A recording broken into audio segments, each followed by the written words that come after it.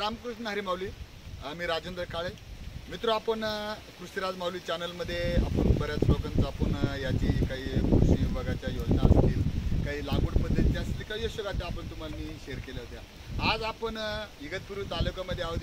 इगतपुरी तालुक्यातील टाके घुटी हे गाव आहे. गावामध्ये आपण एक नवीन भाताची लागवड पद्धत आहे ती यासाठी म्हणजे सगुणा राईस लागवड पद्धती, ती पद्धत आपण इथे केलेली आहे. तर ती पद्धत जी केली इथलचे जे शेतकरी आहेत रवींद्र शांताराम भटाटे हे आपले शेतकरी आहेत. तर आपण त्यांच्याकडूनच थोडी माहिती घेऊया की नंतर त्यांनी काय केलं, कसं केलं त्याच्याविषयी थोडी माहिती. रवींद्र भाऊ बोला, तुमचं नाव. माझं नाव रवींद्र शांताराम भटाटे. आम्ही याच्या अगोदर आहे ना पारंपरिक पद्धतीने शेती करायचो. आम्हाला त्या शेतीमध्ये आमचा जो होता हा खर्च भात पेरणी, त्याच्यानंतर ट्रॅक्टर, नंतर मशागत करणं, आवणीसाठी आम्हाला साधारणतः एका वेळेस 2 दिवस लागायचे. 22 ते 23 माणसं लागायची. आमचा जो खर्च आहे आमचा 15,000 रुपये साधारणतः खर्च जायचा, 14 ते 15,000 रुपये. त्याच्यानंतर आमचा जो खर्च आला खताचा आम्हाला 5 ते 5,500 रुपये खर्च. आणि ट्रॅक्टर आली, ट्रॅक्टर वाहनी चिखलनी सर्व हे करून आम्हाला जो खर्च आहे तो 5-5,500 रुपये खर्च जायचा. साधारणतः हा खर्च आमचा 20 ते 22,000 रुपये खर्च जायचा. तर ह्या SRT पद्धत ही लागवडसाठी आम्हाला दीपक भालेराव साहेब आणि आमच्या गावचे प्रगतशील शेतकरी बाजीराव नाटे यांनी आम्हाला उत्सुक केले का तुम्ही करा, तुमची जमीन त्या याची आहे, तुम्ही त्या पद्धतीने करा.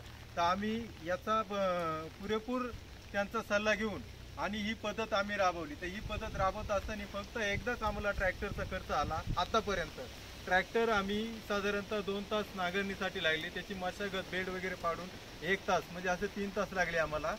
आणि ही जी पद्धत करताना आम्ही 3 माणसं, आम्ही 2 भाऊ आणि माझे चुलते, आम्ही 3 मिळून ही दुपारी 2 म्हणजे सकाळी 9 वाजता चालू केली आणि दुपारी 2-2:30 वाजेपर्यंत पूर्णतः SRT टोकन पद्धत आम्ही पूर्ण फायनल केली. आतापर्यंत जो आमचा ह्या पद्धतीने आमची हे आहे उगवण. माऊली, मला सांगा की साधारणतः तुमचं भाताचे क्षेत्र किती दरवर्षी किती? आता आम्ही हे जे भाताचं क्षेत्र आम्हाला 1 एकरचं क्षेत्र आहे आमचं, 1 ते 6 एकरचं क्षेत्र आहे. आम्हाला कंप्लीट 2 पिढीचं राब लागतं, म्हणजे 20 पिढीचं राब लागतं आम्हाला. ह्या वर्षी तुम्हाला साधारणतः एकरी तुम्ही 2 पुड्या मागे लावायच्या, तर ह्या वर्षी तुम्हाला किती बियाणं लागलं? आम्हाला या वर्षी 7 ते 8 किलो बियाणं लागलं. 8 बियाणं लागलं. आणि मला एक सांगा की साधारणतः हा जो एकंदरीत खर्च आहे तुमच्या मागचा जो खर्च म्हणे 22,000 रुपये खर्च आला, साधारण तुम्हाला बेड तयार करणं असेल, बियाणं असेल, तुमचं बाकीचे लेबर असेल, तर ह्या वर्षी तुम्हाला किती खर्च आला? आता या वर्षी आम्हाला खर्च फक्त ट्रॅक्टर, म्हणजे आता ते ट्रॅक्टर पण आमची घरची, पण एक मिनिमम सांगतो आम्हाला जो ट्रॅक्टरचा खर्च आहे तो 1,000 रुपयेपर्यंत खर्च आलेला आहे. ट्रॅक्टर 1,000 रुपये खर्च आला. आता मला एक साधारण सांगा की तुम्ही हा जो दरवर्षी एक एरिया लावायचा त्याला साधारणतः उत्पन्न किती येत होते? आम्हाला याला उत्पन्न 10 ते 11 पोती यायचं. 10 ते 11 पोते. तर साधारणतः ह्या वर्षी तुम्ही या पद्धतीने आता खत आहे, तुम्ही साधारणतः कोणते खतं वापरायचं दरवर्षी? मागच्या वर्षी जर तुम्ही केलं त्याच्या अगोदर आम्ही दाणेदार खतं म्हणजे सम्राट 20-20 वगैरे हे खतं. दाणेदार किती गोण्या वापरायची? आम्ही तशी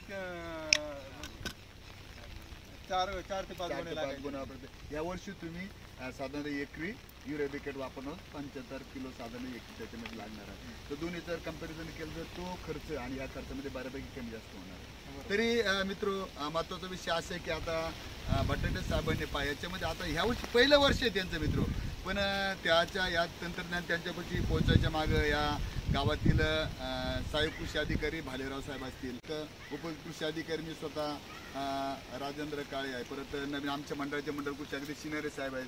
त्याप्रमाणे ह्या गावाचे एक असं व्यक्तिमत्व आहे की जे ह्या SRT मध्ये तज्ज्ञ आहे, की ज्यांनी बऱ्याच दिवसापासून जवळजवळ 10 ते 12 वर्षापासून SRT करते. आमचे नाटे साहेब आहेत. त्याप्रमाणे इथलचे प्रगतशील शेतकरी हे सर्व इथं जमलेले आहेत. यांच्या माध्यमातून आज हा पहिला प्रयोग आहे.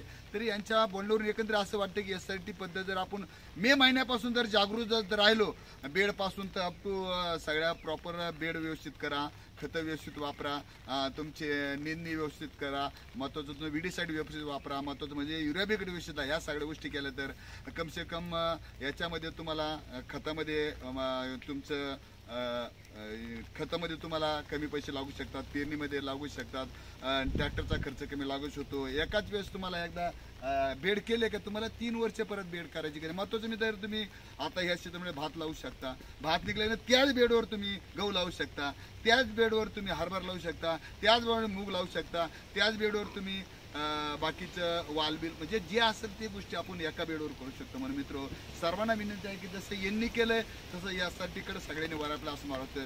तर आपण पाहूया प्रत्यक्ष आता यासाठी ज्यांनी तिने लागवड केलेली आहे ती किती सुंदर लागवड आहे. पाहिजे याच्यामध्ये तुम्ही पाहिलं असेल की हे बेड आहे याच्यामध्ये आणि एका एकरमध्ये यासाठी लागवड केलेली आहे. पहा बऱ्यापैकी लागवड चांगली आहे आणि उतार सुद्धा चांगला आलेला आहे. पहा त्याच्यामध्ये 100% जवळजवळ याच्या बियाण्याचा उतार याच्यामध्ये आलेला आहे. तर पाहिलं तर अत्यंत महत्वाची पद्धत आहे. तरी मी सर्वांना विनंती करी मित्र तुम्ही सुद्धा नवीन तंत्रज्ञानाकडे वळायला पण असं मला वाटतं. नमस्कार.